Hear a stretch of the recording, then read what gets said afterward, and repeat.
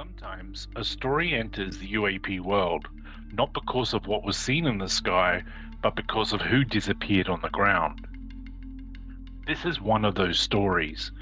A retired US Air Force Major General, a man with deep ties to advanced aerospace programs, a figure whose past brushed against the outer edge of modern UAP culture, and then one day he was gone. This is not a story about proof. It is not a story about a leaked file, a recovered craft, or a confirmed secret. It's a story about something more volatile than that: uncertainty. Because once a man like William Neil McCasland disappears, the facts do not remain alone for long. They attract something: speculation, fear, narrative gravity, and in the modern disclosure era, that gravity is powerful. Welcome back to UFO to UAP, the Disclosure Project. I'm your host, Matt Tones. Please remember to subscribe and tell your friends about our podcast. Today's episode is titled The Missing General: What the McCasland case does and doesn't tell us about UAP secrecy. Today's episode is different. This is not a standard weekly wrap. It's a focused intelligence feature on one case that sat inside the March 23rd to March 30, 2026 window and drew intense attention across the UAP community: the disappearance of retired US Air Force Major General William Neil McCasland. McCasland was reported missing after leaving his Albuquerque home on foot at about 11 a.m. on February 27, 2026. Authorities said he had not been in contact with family or friends since.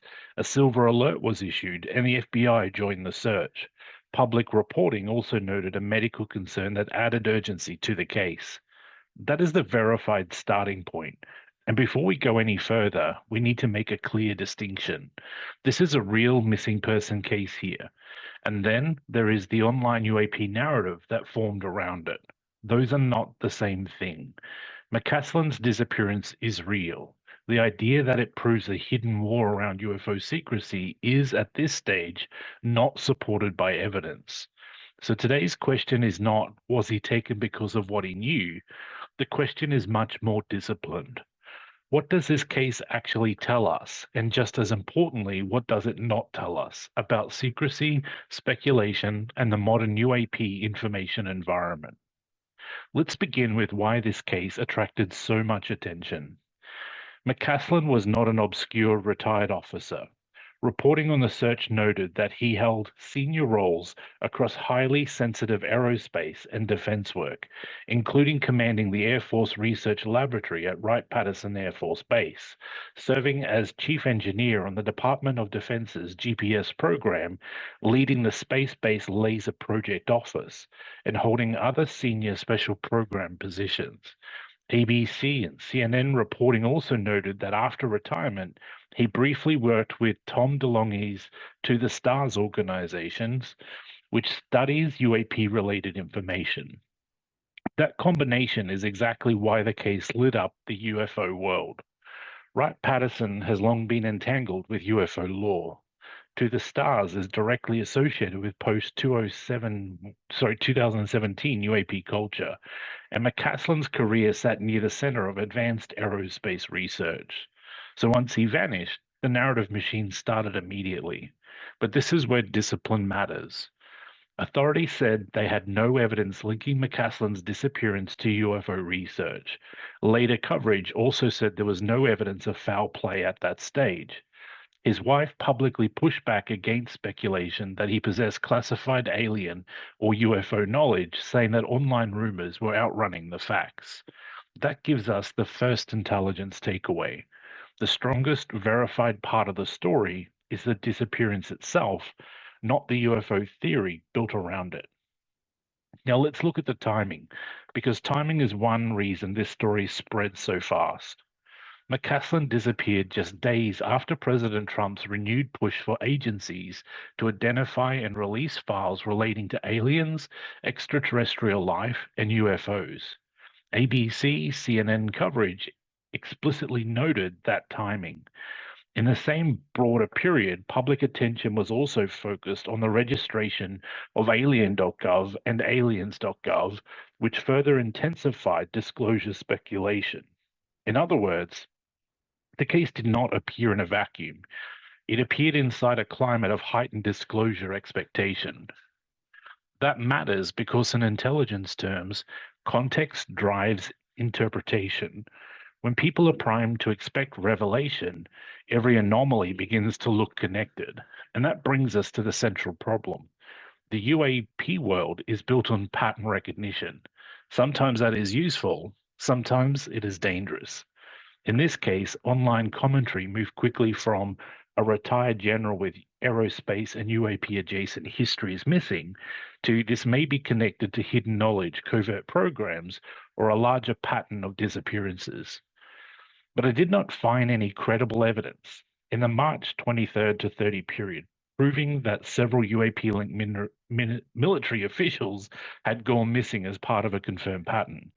Some sensational coverage tried to stitch together McCasland with other disappearances or deaths involving defense or science-connected figures, but even those reports acknowledged that no confirmed connection had been established. That gives us the second intelligence takeaway. Pattern building began faster than evidence building. Now, that does not mean the speculation is meaningless. It tells us something important about the current UAP moment. The moment a person with even tangible links to advanced aerospace, Wright-Patterson, or public UAP culture disappears, a second story forms instantly. A story about what they may have known, who may want them silent, and whether disclosure is more dangerous than the public realizes. That secondary story may not be factual, but it is politically and culturally significant. It shows how much distrust exists around official secrecy. And in that sense, the McCasland case becomes a mirror, not necessarily a mirror of secret programs, but a mirror of the state of the disclosure audience. A real disappearance occurred. A real search is underway, and almost immediately the story was absorbed into a larger mythology about hidden knowledge and suppressed truths. This is not unique to this case, but is especially visible here because McCasland's biography was so combustible. Now let's talk about what remains genuinely significant. Even stripped of speculation, this case still matters. It matters because McCasland's career placed him inside some of the most secretive areas of US military aerospace and research infrastructures. It matters because the FBI and multiple agencies were involved in the search.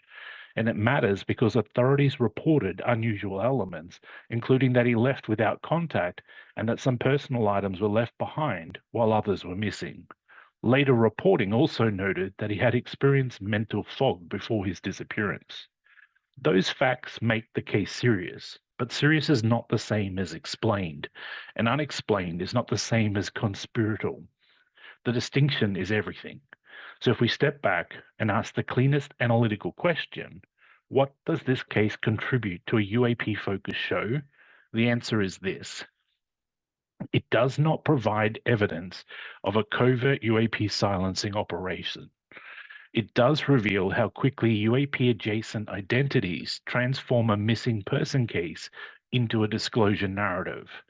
And that gives us the third intelligence takeaway.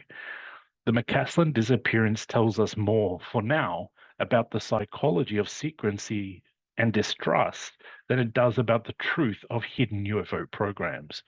And that may be the most important point in this entire episode, because the modern UAP landscape is not just about objects in the sky. It is about information scarcity. It's about institutional opacity. It's about audiences trying to connect fragments before the record is complete. Sometimes that leads to real breakthroughs. Sometimes it leads to overreach. In the McCasland case, we are still inside the fog. A man is missing. The search is real. The public concern is real. His resume made the case explosive, but the leap from explosive to proof is still unsupported. So the cleanest summary for this episode is simple. William Neil McCasland's disappearance is a legitimate and disturbing case. His background makes UAP speculation understandable, but as of the March 23rd to 30 window, the evidence does not justify claiming a confirmed connection to UFO secrecy or a wider verified pattern of vanished UAP insiders. This has been another episode of UFO to UAP, the Disclosure Report.